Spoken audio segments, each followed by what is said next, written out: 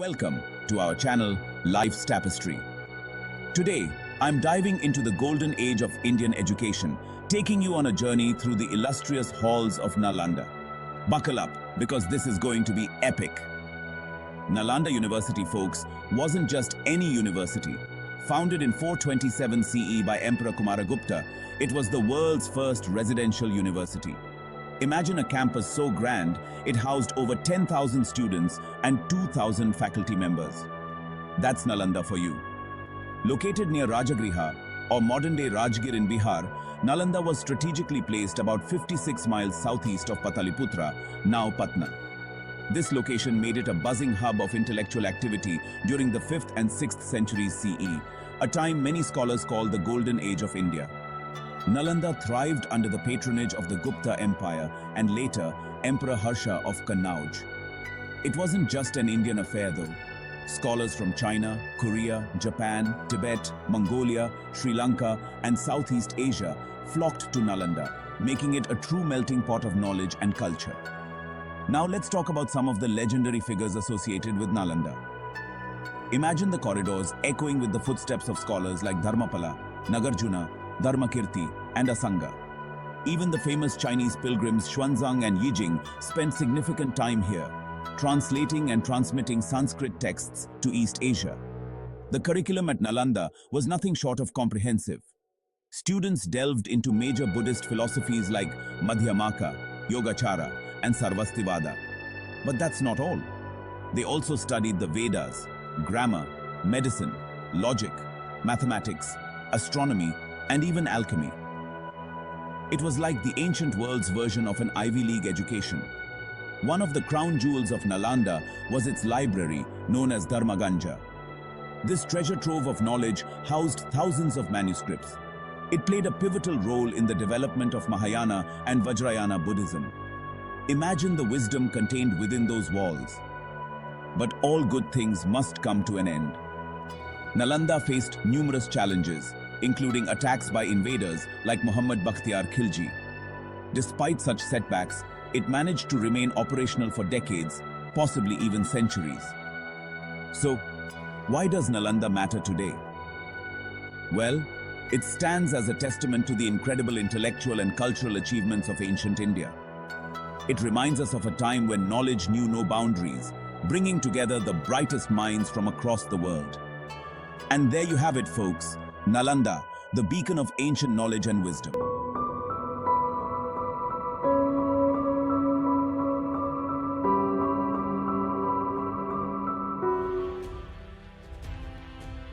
Nalanda stands as a testament to India's rich intellectual heritage.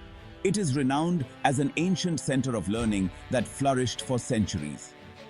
Located in present-day Bihar, Nalanda's history stretches back to the early centuries BCE.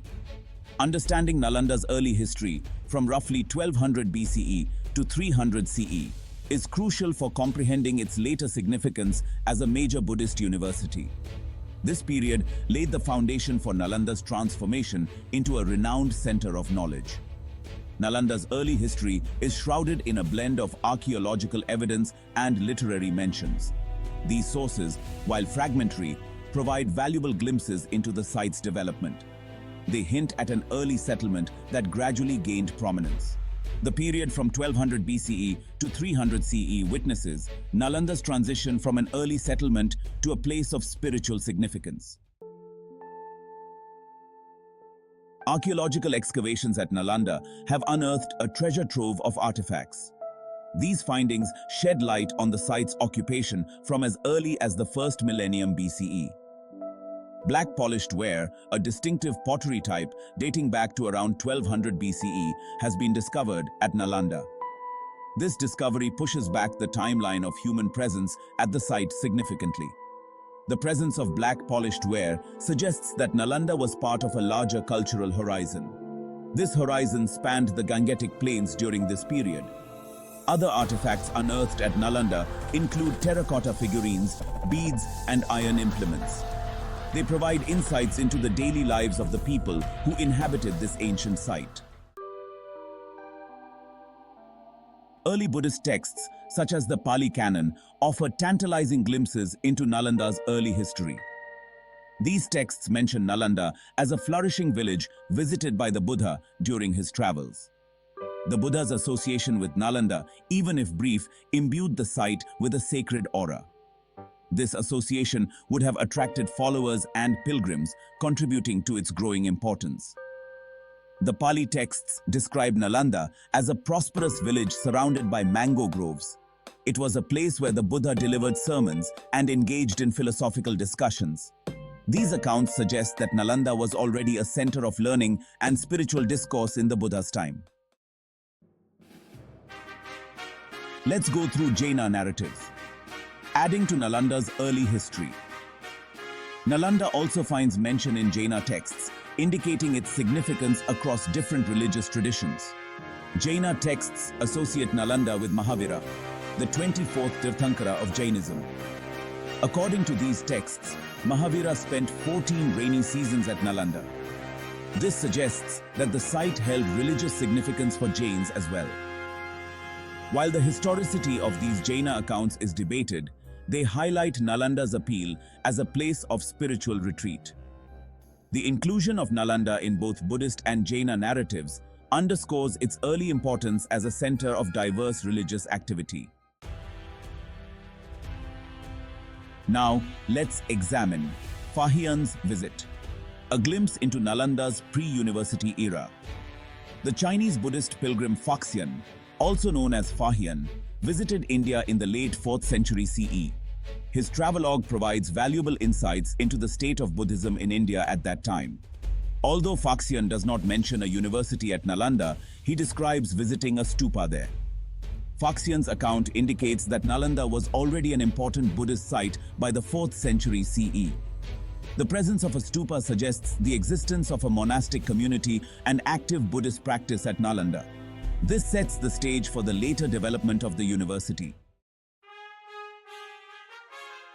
Now, see the shining bright Gupta period, ushering in a golden age. Nalanda's transformation into a renowned university began in the 5th century CE during the Gupta dynasty. The Gupta emperors were great patrons of art, culture, and education. They recognized Nalanda's potential as a center of learning and provided generous patronage. Kumaragupta I, a prominent Gupta ruler, is credited with founding a monastery at Nalanda. This marked a turning point in Nalanda's history, laying the groundwork for its development into a major university. Subsequent Gupta rulers continued to support and expand the institution. Reflecting on the legacy, a legacy of learning, Nalanda's enduring importance. Nalanda's early history, from 1200 BCE to 300 CE, witnessed its gradual emergence as a center of spiritual and intellectual significance. While archaeological evidence points to an early settlement, it is the literary accounts and the later patronage of the Guptas that truly bring Nalanda's story to life. The story of Nalanda is not just about bricks and mortar. It is about the enduring power of knowledge and the human quest for understanding.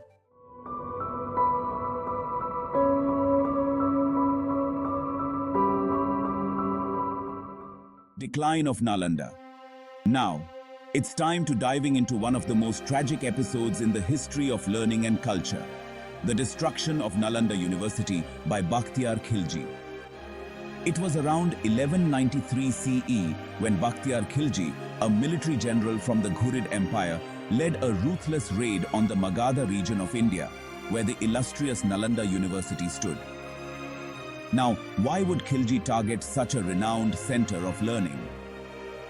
While the exact reasons remain murky, it's widely believed that Khilji aimed to cripple the region's cultural and intellectual heart as part of his broader strategy to assert dominance. Khilji's forces descended upon Nalanda with brutal efficiency. The university, which had been a beacon of knowledge for centuries, was set ablaze. Historical accounts like the Tabaqat-e-Nasiri by Minhaji Siraj tell us that the fires raged for months, consuming countless manuscripts and ancient texts. Imagine this: vast collections of knowledge, accumulated over centuries, reduced to ashes in mere months. Many scholars were killed, and those who survived were forced to flee, scattering the remnants of their knowledge far and wide. The destruction of Nalanda was not just a physical loss, but a symbolic assault on knowledge itself.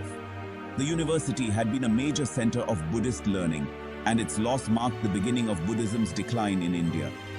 The surviving monks and scholars had no choice but to seek refuge in neighboring countries, taking with them whatever fragments of knowledge they could salvage. This attack wasn't merely about demolishing buildings or burning books. It was a devastating blow to the intellectual and cultural heritage of the region. Nalanda represented the pinnacle of ancient world intellectual achievement, and its fall signaled the end of an era, plunging the region into a period of intellectual darkness. Bakhtiyar Khilji's legacy is forever tainted by his role in this tragedy. Although he might be remembered as a successful military general, the irreplaceable loss of Nalanda's knowledge is a dark stain on his record. The ruins of Nalanda stand today as a poignant reminder of the vulnerability of our cultural and educational institutions to the ravages of war and conquest.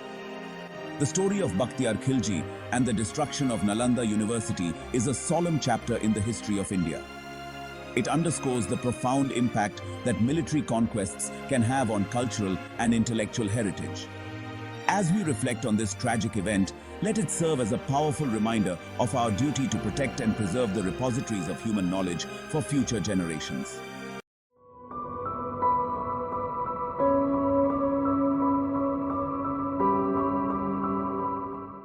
Hey, now it's time for resurrection. Let's see the incredible journey of how Nalanda University rose from the ashes. This ancient seat of learning, once a beacon of knowledge in the heart of India, has been revived in a spectacular fashion. Let's flash back to 2006. Former Indian President Dr. APJ Abdul Kalam envisioned the revival of Nalanda University. This wasn't just a dream, it was a mission to rekindle the legacy of one of the world's earliest residential universities. Fast forward to 2007, the proposal to re-establish Nalanda was endorsed at the East Asia Summit in Mandaue, Philippines. This vision gained even more momentum at the 2009 East Asia Summit in Hua Hin, Thailand. The wheels were in motion. In 2010, the Indian Parliament passed the Nalanda University Bill, setting the stage for a new era. By 2014, the operational launch took place from a temporary location near Rajgir. But that was just the beginning. Former President Pranab Mukherjee laid the foundation stone for the permanent campus in 2016 at Pilkhi village, Rajgir. Construction kicked off in 2017, and by 2022, Nalanda University was fully functional. The Prime Minister, Shri Narendra Modi, inaugurated the new campus. The university is conceived as a collaboration between India and East Asia Summit (EAS) countries. Now, let's talk about this new campus. Nestled near the ruins of the ancient university in Rajgir, Bihar, this campus is a marvel. It's a net-zero green campus featuring a solar plant, water treatment plant, water recycling plant, and 100 acres of water bodies. Environmentally friendly and sustainable. But that's not all. The campus boasts a sports complex, medical center, commercial center, and a faculty club. It's designed to be a holistic environment for students and faculty alike. Speaking of programs, Nalanda University offers an impressive array of courses. From Buddhist studies, philosophy, and comparative religions to languages and literature, ecology and environmental studies, sustainable development, and international relations and peace studies. This university is not just a revival of the past, but a bridge to the future. Nalanda University's revival is a testament to the enduring legacy of knowledge and learning. It's a powerful reminder that history is not just about the past, but about charting a course for the future. And there you have it, the remarkable story of how Nalanda University rose from the ashes. If you enjoyed this journey through history, don't forget to like, subscribe, and hit that bell icon for more fascinating stories. Until next time, keep exploring. Thanks for watching.